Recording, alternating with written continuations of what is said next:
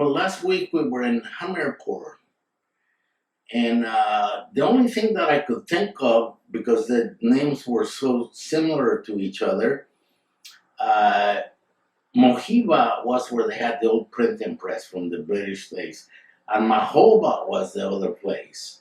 See, that always had a little conflict with our Mahoba, which is in um, the south end. Yeah, going towards the south. Okay, so Hamirpur district. And I'm Baba transpired there where he stayed at the Dharamshala and so on, but that's not, we're going to leave that alone. Today, I think I'm going to speak about Tajuddin Baba because he was, to me, since I was so familiar by going there so many times, I became really familiar with everything that transpired there. So I made me a few little notes so I don't mess up anything, and I'll do it in a really good sequence for you. Anyhow, this was in the maybe early 80s? No, 70s.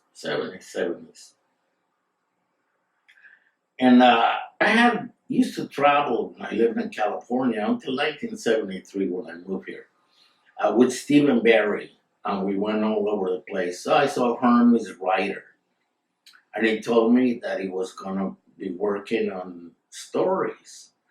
And then he told me that we went to Tajuddin Baba's Samadhi. He felt like he saw universes, or he really said he saw universes coming out on throughout the place. I believed him. Of course, in those days I was very gullible, and today I believe that's true. So that prompted me to go to Tajuddin Baba's. And what transpired, I had been in touch with Nanakar's brother, Vinu Care, because I had to do a little booklet that I talked about before, Note to the Mind, from Shivaji to Guru Ramdas wrote it for Shivaji, the minor avatar. Anyhow, so I'm really curious as to what's going on. And I got to take Mr. Shaligram Sharma as an interpreter. And that time I was still in the process of just knowing a little bit of Hindi, not too much.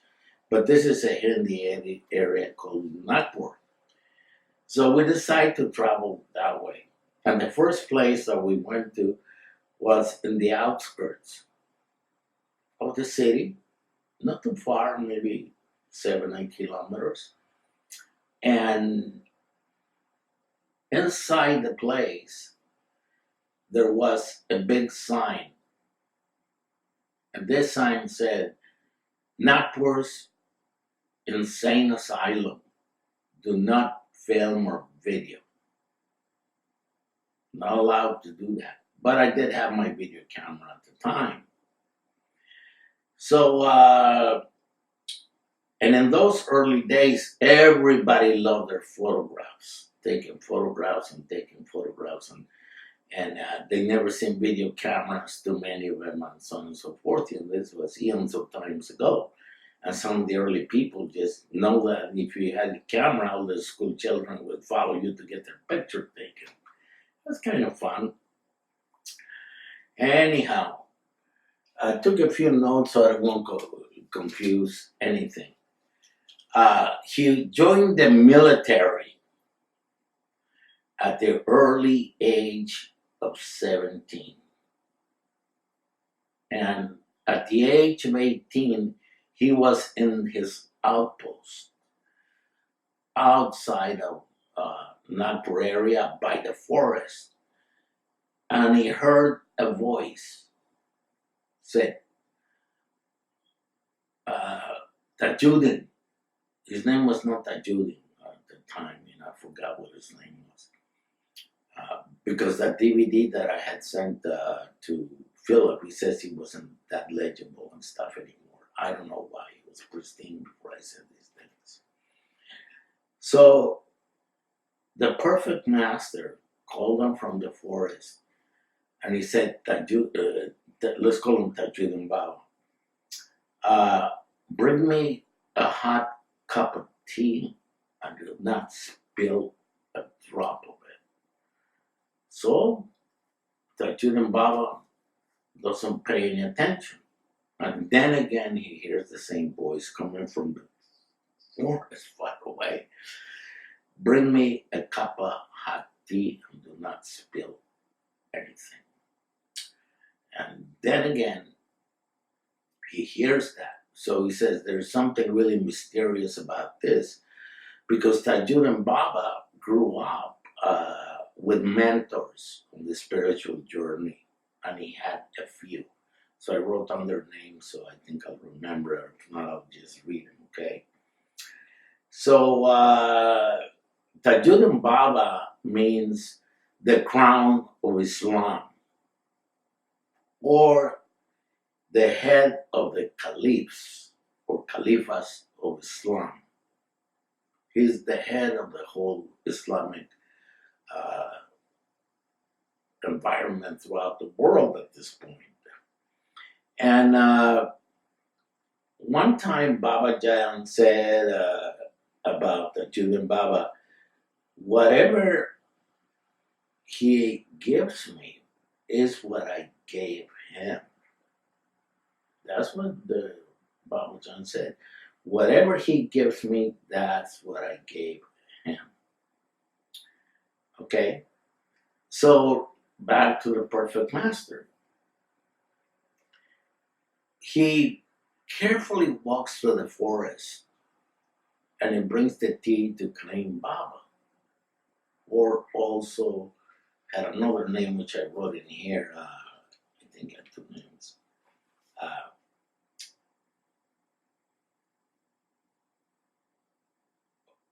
His name was Karim Chisti, or Mullah, which is the big priest Chisti.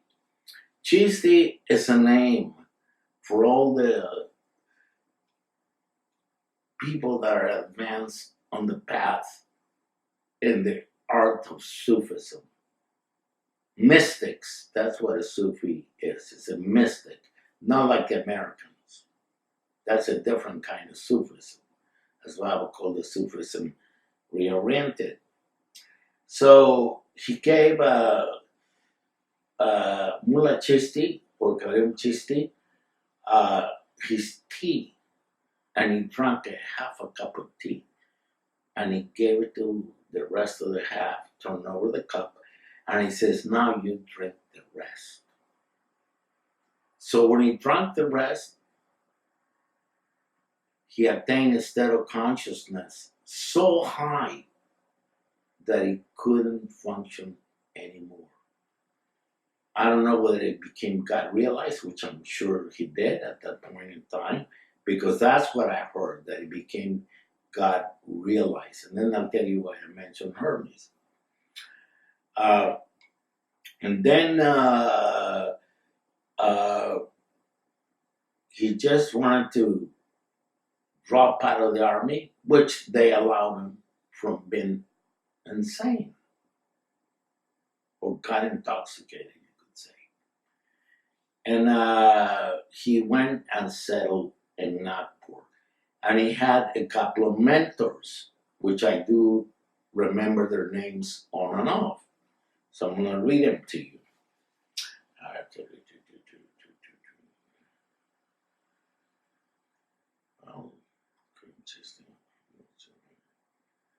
Okay, so anyhow,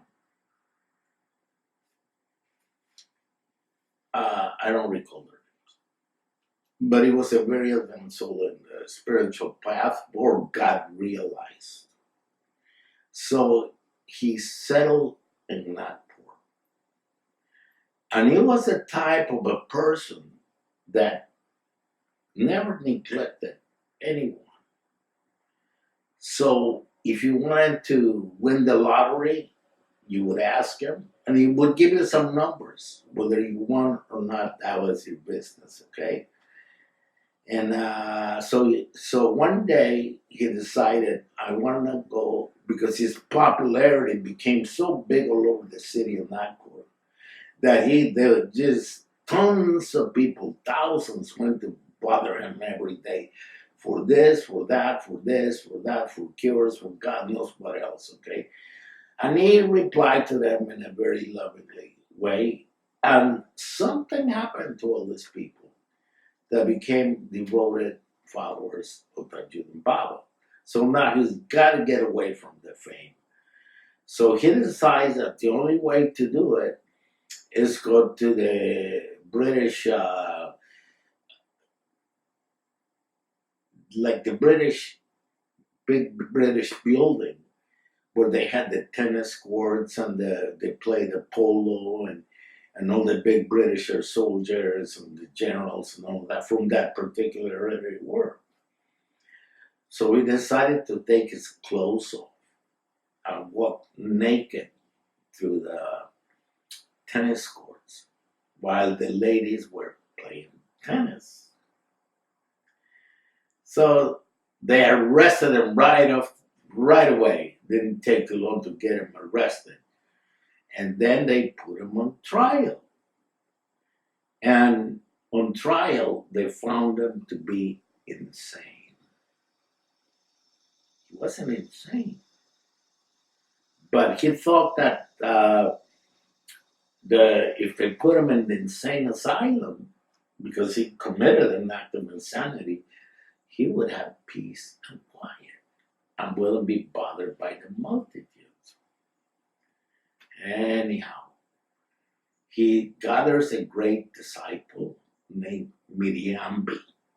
She was a woman disciple, a follower that took over his charge. Now, in the city of Nagpur, there was a great mystic, a tantric. Her name was Shobha. So she was so conflicted about this Tajudin Baba taking away her customers because they all had to give her some money. So Shobha goes to see Tajudin Baba, meets him and says, "What kind of a man are you? Don't you know that I also have a business? And my business is to help people out and make money and all of that. What can you do? I am a very high person, a tantric. Do you want to see a miracle?" And Tajudin, yes, why not? So she does this tantric thing and all of that, and she's asking for rain, and all of a sudden it rains a torrent there. And Tajudin said, "What is that to me? What is that to you? Can you make that rain?" "Oh no, that's too difficult. But just stop the rain." So then she goes through a thing and the rain stops. So you don't think it's natural rain. And then there's a dead cat. And he looks at that cat and says, "Oh, that cat's dead." So Tajudin Baba points to the cat and says, "Kitty cat, get up from your slumber and walk and be free." So the dead kitty cat gets up from the slumber and it goes meow, meow, meow, and goes to Tajudin Baba, and then he gets shooed away. And then Shobha realizes, hey, I can't do that. Because Tajudin was very fond of animals. And he raised quite a few from the dead. We'll get to one of those later. In any case, he's at the insane asylum now.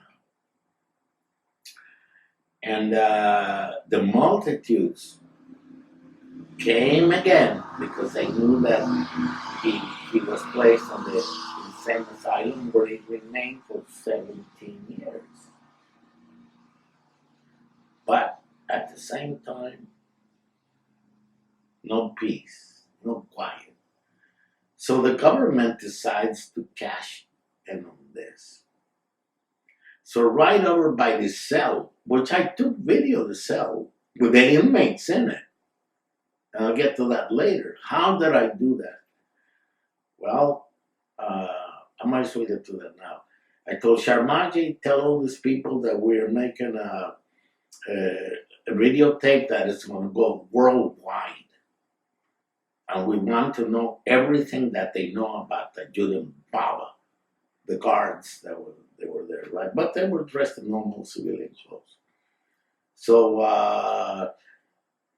and I take out I have the camera, and it's like, tell them to talk, and you translate for me. So whatever they say, I didn't record because it was useless. But they were talking up a storm for about 20 minutes, 2 or 3 of them, and so on and so forth. And I says, this film is going to be sent throughout the whole entire world. So everybody knows everything that there is about Tajuddin Baba. He won't be in the obscurity anymore. Okay. So that transpires there. But prior to that, I want to tell you a really fabulous story that transpired with me. And this is no joke. Anyhow, I want to go spend some time with Vinocare in Nagpur. And because Hermes had told me that it's so universes, I'm curious. Universes? Man, my God, what I could see there, what I can find there. And he says he stood up because it's a beautiful mosque with the silver doors this wide, you know. That was his place of burial. It's called, I'll tell you in a minute, Taj Babar. Babar means sacred land. At the time, it was sacred land. There was no people around there or nothing, just a big parcel, you know. And so I go in there, and I told Vinocare, I'm going there early in the morning, like about 4 or 5 in the morning, Vino, so don't be disturbed if you don't see me, or if you wake up and you don't see me, because I want to go have an experience. So I go in there, no experience. I just take Baba's name and Baba's name and Baba's name, but there was something really terrific, because for one of the very few times I was taking Meher Baba's name from the bottom of my heart. Nothing even like today, and pretty too dead to that for me. But it was just something marvelous. And the atmosphere was so sublime and so beautiful that I can feel it just entering the sacred premises. Oh my God. Beyond comparison. So I go tell Vinocare what transpired. I'm not very good, like Julian Baba's place. And why I talk about that Julian Baba? Okay, well, he was the most accessible to me of all 5. And so Vinocare says, Tony, well, let's go. I want to go with you. And we'll go up to the main mullah, that means priest, or head of the trust, and ask for, stay there for a long time. I said, yes. So anyhow, we go into this office. But prior to that, I want to tell you the fabulous story. I'm already jumping stories. God help me. In any case, that was the first time that Air India had a flight going to Nagpur out of Bombay. They just started the flights. Nagpur was like a really type of a rural, like Hamirpur. Pur means like a city. Everything that's named, or Stan or something like that, they all have a differentiate. And so I board the flight, take it right out to Bombay, just out of curiosity. because I like to go visit the twins and stuff when I get on a flight. The flight arrives about 8 or 9 at night. And there was like a group of Westerners. Not too many used to go in those days. Very, very few. And they don't have good accommodations. Really not good accommodations. So they take us on a little bus to a hotel that had been there for hundreds of years, more than likely, with a super tall ceilings to keep it nice and cool, a few fans, and painted blue as usual. Blue, blue, blue like those houses, and 2 beds, and the bathroom. You were lucky to get a little bit of water out of it. The plumbing was totally deteriorated. So anyhow, I'm just thinking about what's going to happen here, this and that and the other, right? Because I just arrived. And I hate to skip stories, but this was just based off. In any case, so it's time for me to go to bed. So I lay down on my bed and I turn this ancient lamp off.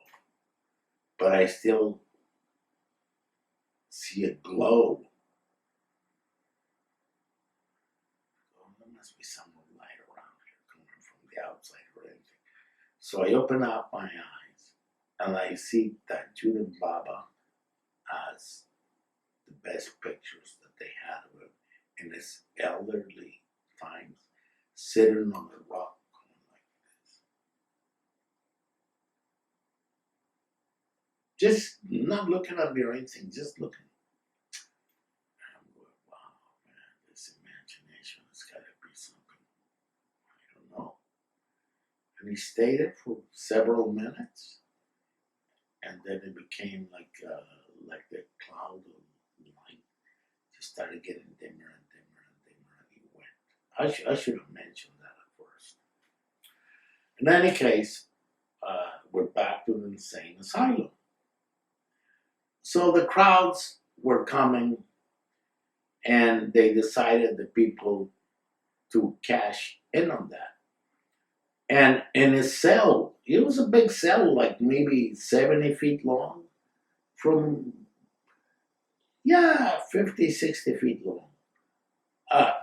Longer than from wall to this wall, all the way to the other thing, with many windows with bars, about 6 or 8. So I'm taking a video of it, and I never hear hardly a peep. It seems like all the insane people are all very docile. In an insane asylum, they had the loonies in other places, but this was over by the street with those walls, made out of cement and all of that. And then he wanted to go for his stroll whenever he felt like. And they had a window there that would feed his inmates through. And so what happened was all the locks, the main locks, would just open up and fall to the ground, the locks. And he just walk around and whatever it is, walks, talk to other nuts and stuff like that, The people were totally dumbfounded, and they wanted to cash in. So they opened up, they made like an entrance that was roundish, still there. And they gave him a place for him to get darshan, which is totally a nice little platform, in those days. And the multitudes came. And one of the people that just happened to go there, his name was Maharaja Bhosle, the king of Nagpur. And Raja Bhosle says, this is after 17 years that he spent in this insane asylum. And Raja Bhosle says, Tajuddin, I want you to come and live in my palace. You don't deserve such accommodation.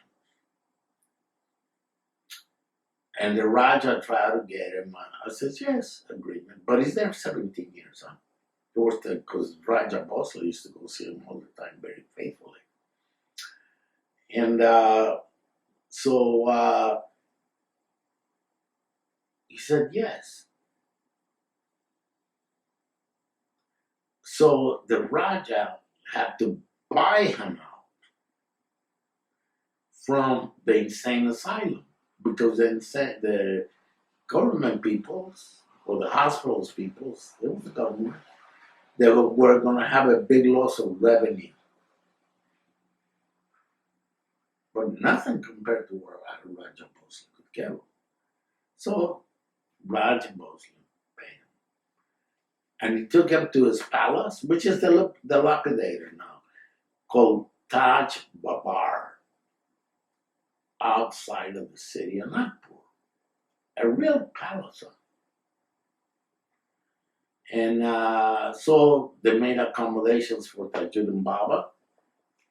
And of course, he was so famous at this time that people just wanted to go to Taj Babar.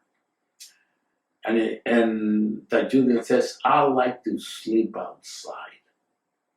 So they built him a nice platform so he could sleep outside and also greet the people. Now, one of the outrageous things that he did was the people from India, in most homes, if I should say every home, has depicted pictorials of the gods of India. That is no two ifs and buts about it. But being the Maharaja, he had idols. And this Maharaja would go in there and clean the items himself because he was a very devoted Maharaja to the gods. So the outrageousness that Tajuddin Baba would do there, he would go in there and pee all over the idols and defecate on the idols. Raja Bhosle was not appalled. He lovingly cleaned everything because he knew that Tajuddin was his master, even though he didn't verse too much. Tajuddin Baba spoke also Arabic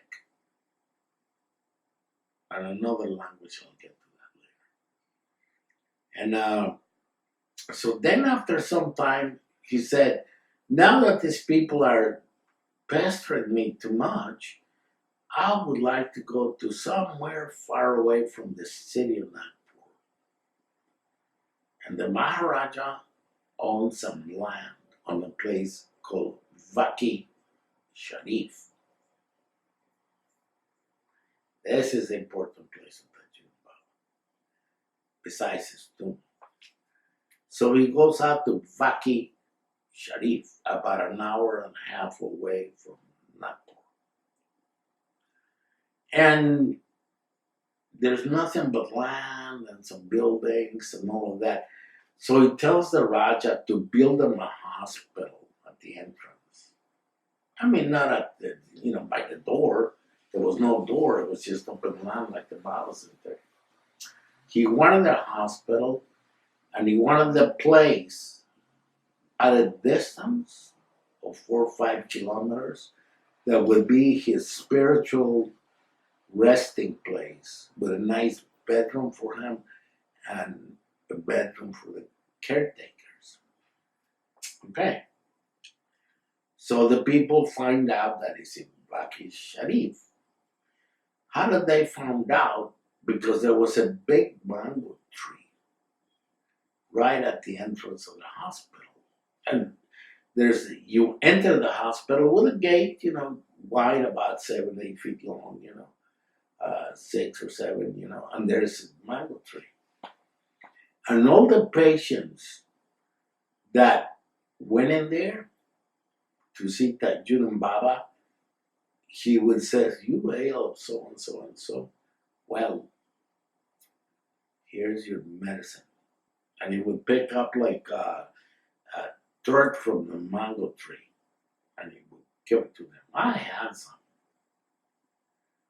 And the people ate that with a glass of water, however they did. They even took some home and they became cured.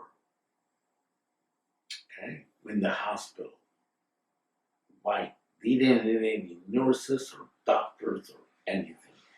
He was the supreme doctor. And then in a spiritual place, they constructed a nice living quarters for him that consisted of a huge bed and some platforms outside, and they were surrounded by trees. And this was the place of spirituality. Anybody that wanted a spiritual boom, like see God, become one with God, get mukti, see visions of different places, so on and so forth, they would have to sit under the trees. And there were instructed by the Judan Baba to meditate on God. And the people that sat there, something happened to them. I know that for a fact.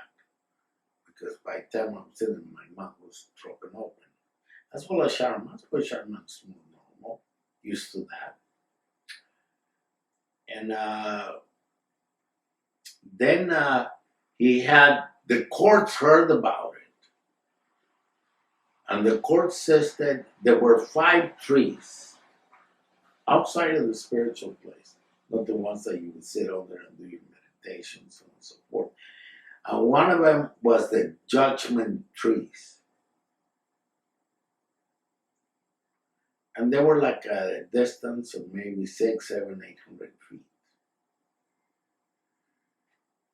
So the Judan Baba, they had pleaded them to decide the court cases because there were too many of them and they were backed up and they didn't want complications.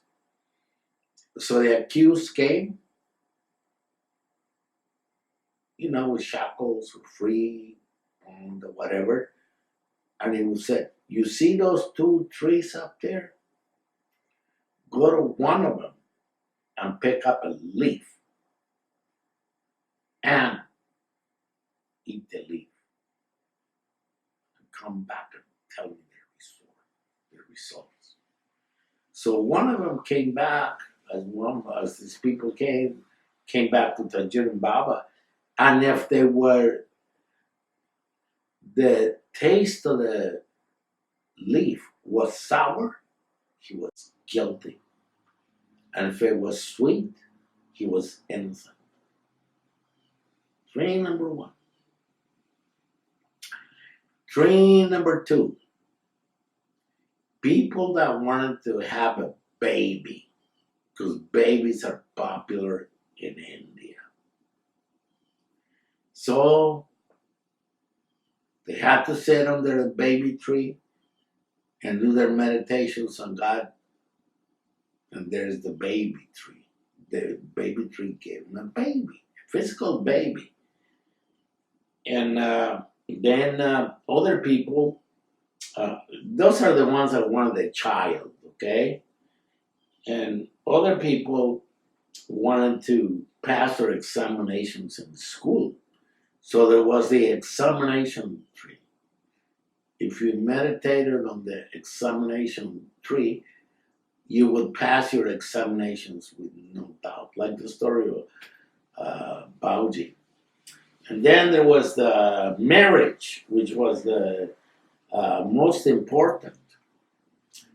The marriage tree, they brought the people to see if they were suitable for the wedding. And they would have to sit there and meditate. And most of them were approved by the Judan Baba. So those are the trees. I don't think I missed any of them. And then the ill health.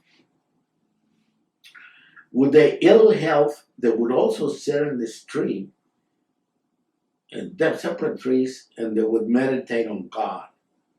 And then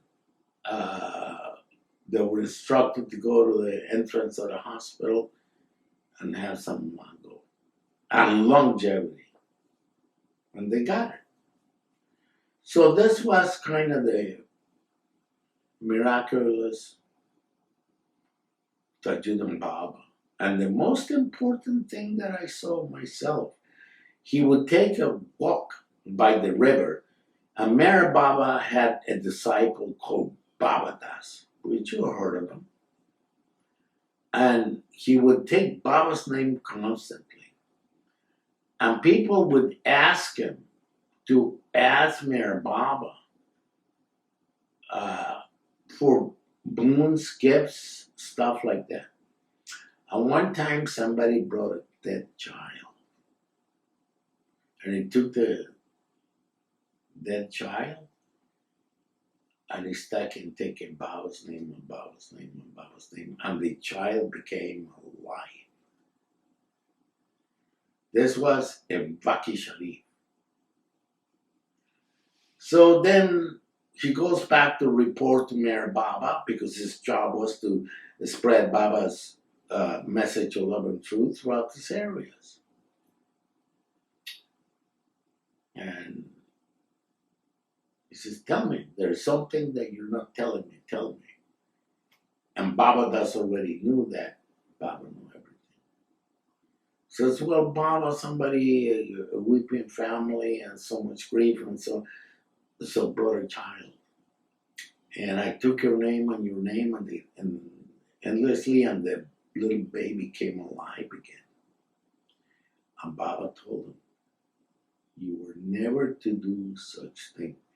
From this point on, leave the Mandali. And don't ever come back and write me or anything. Baba Das is buried in there too. Because he took refuge in that place. But this is the amazing thing. On the other side of the village, on the other side of the river was a village. And there was a wide river. And people couldn't cross it to go see the Tajuddin Baba. So all the time they would light these fires and this and that and the other and ask the Tajuddin Baba to come. The Tajuddin Baba went there on the launch and created many miracles. And all the Nagpurians were there from that area, village people. And he would stroll right through the river up and down and up and down and up and down, chanting the verses of the Quran. Too bad I didn't get that DVD. Good shape, or in shape to show this. But I'm going there to take you, because hardly anybody's ever gone that way. Or no one that I know. Only Hermes. And maybe Bob Underwood, but not with me. And the verses of the Quran that he would chant gradually and gradually and gradually built themselves in Arabic, as the Quran is Arabic, and they were sanctified. So what it has been the habit since those days that I went to in the 70s, they put some silver paint around them. And then they put some red, like paint, like spray paint. No, the spray paint that's reddish is on the bottom. And on the silver, those are the verses of the Quran. That was a mind blower to me. That somebody can make, I said, Baba, said something that he said, Jesus Christ says, and the rocks would do that. That's the power of those mystics. So we're through with that. With Tajuddin Baba. Next, a Baba story that nobody's ever heard, that I'm aware of, or if there's a few, there's too many. Mayor Baba, or Mayor One, was living in Baba House. And he wrote poems, poems to God. And the nice thing about it was that Baba would go there early in the morning, about 3, and write poems. And then at 4 o'clock in the morning, in the dot, with his most beautiful melodic voice that no one has ever seen, Baba would sing his verses. And the whole neighborhood was magnetized. All activities ceased. All the houses and the people would get up early in the morning and run to be nearby Baba's house to listen to Merwan sing with a melodic voice, and they would live like really, really happy to hear Mayor Baba sing. We never had the good fortune, as well as most of the Magali, to hear his voice. But this is an example of what a beautiful melodic voice Mayor Baba must have had. And that takes care of that story. Next week, I will get into Mayor Baba's family and trace him to Shirut, spiritual seeker, and his mother Shireen, and the members of his family. And to the point that where I was familiar with a lot of them that had survived. Let's get to Jubilee Hills in Andhra Pradesh, in the city of Hyderabad. I'm going to tell a few Baba stories of that. And next week we come back to the perfect one. Now, Baba's family, then we do the rest of the 4 because they're long. Especially Baba Chan, that's going to take 2 sessions. Maybe, I hope not. I went on my first visit to India with Shaligram Sharma, we decided to go to Hyderabad because there was a group of people that were constructing the Mayor Baba Center, and I tell you how it came about. And there was also another Baba Center in the city. One of them was a regular Baba Center, Indian style, kind of shabby and all of that, but really beautiful, and the Hyderabadians used to go there. So, went to Jubilee Hills. It was so different what it is today, because now it is called Tech City, Hyderabad, India. And there's tens of thousands, I mean that as far as institutions, with lights that surround Jubilee Hills. And Baba needed a place with specifications that it should have a cave, that it should be a Muslim saint of the 5th plane, and the guy, nobody knew what the 5th plane was. Buried nearby, and that there would be some ample rock formation for when the rain came, so that water could be collected. You don't have to go all the way down.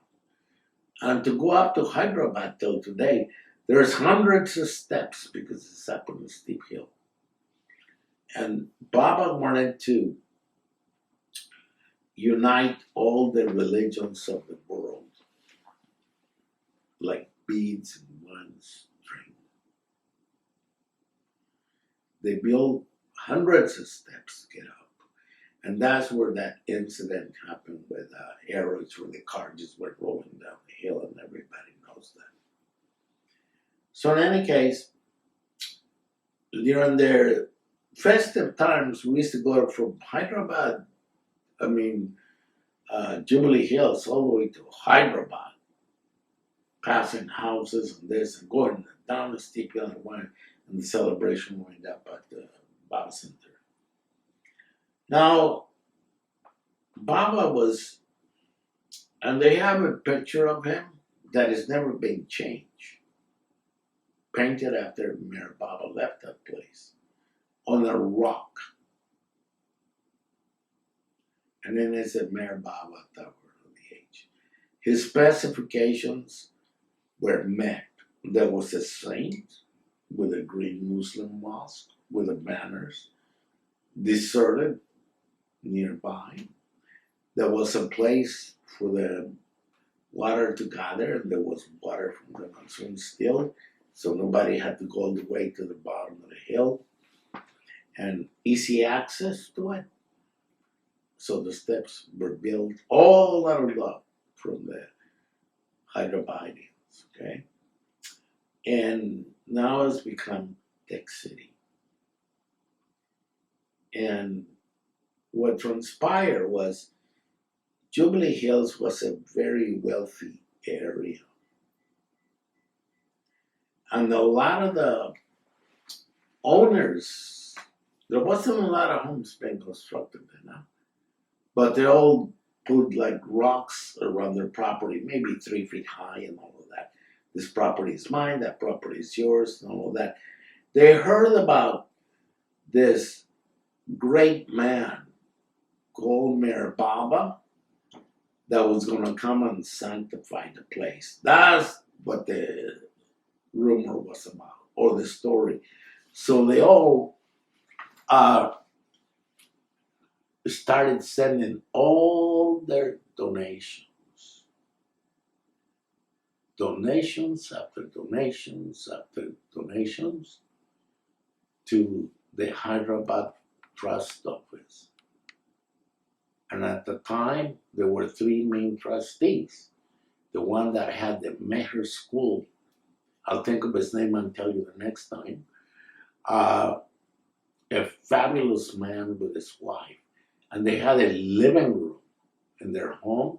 Right, there's a Meher school for children and like different, what is it,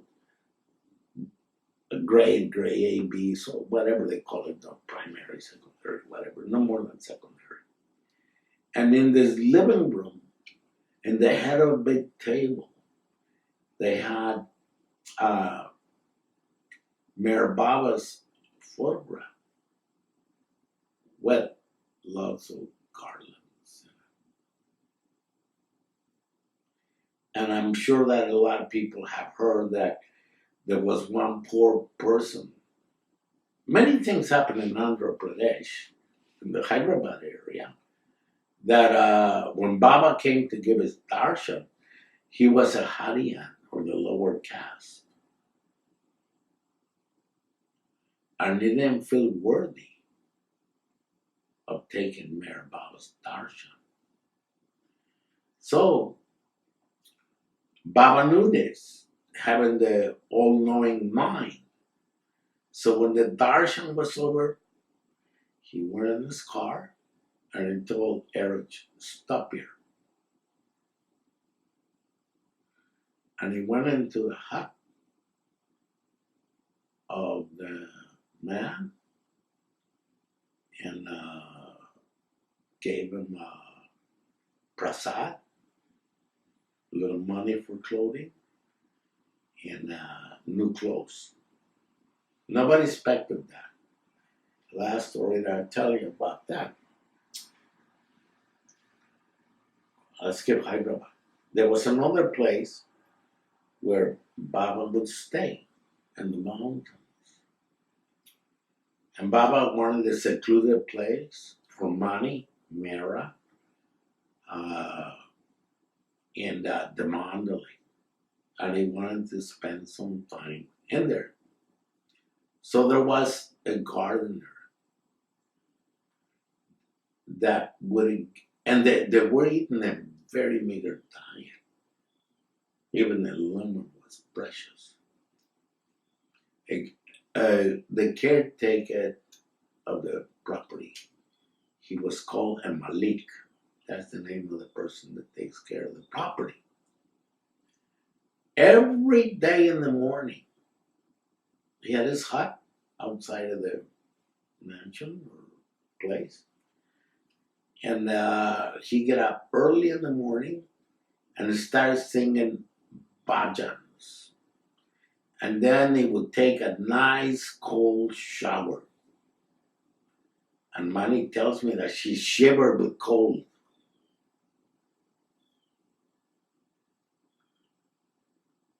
When they heard the Malik take a shower or bath from the well. They also froze themselves. They couldn't figure out. And he would walk around with his activities and so on and so forth. And they would do this. So Baba says, "Man, who is that? What is he doing here?" "Oh, Baba, he's the Malik, and every morning he gets up and indulges himself in his cold bath, and all that. And he brought us some lemons.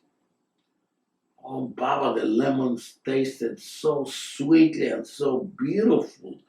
And we haven't had a lemon in a long time, and the mouth was watering over a lemon. I know that's kind of incomprehensible." And Baba says, But the Malik knew that somebody special was staying there. The day comes to depart. Baba had a heap of clothes this big. But he called the Malik first. And he said, "What is it that you want?" He said, "I want nothing. I got my Krishna. What is there to want when you have Krishna?" Baba says, "You must want something. You must need something." The guy, No, sir, I didn't need nothing." He says, "Think, think, think." So the guy thinks and says, "Oh, I only got 3 matches left on my matchbox. Would you give me a matchbox since you are trying to be so kind to me?" Yes. Now, Bob was getting ready to leave a couple of days later. Sarah, she said, getting a ton of things like that. And on top of that, a huge matchbox. And Mali said that he gave that Malik all that stuff, and he was, because they were leaving, and Mani saw him through the back of the car that he was looking at the car all the way until he left the distance. He didn't even look at what Baba gave him. I don't know if anybody's heard the story or not, but it came from Mani herself, so I don't think so. That was very early days. So I'm beginning to recall things like that, and next week we'll see where we go. But I got tons of stories of that sort,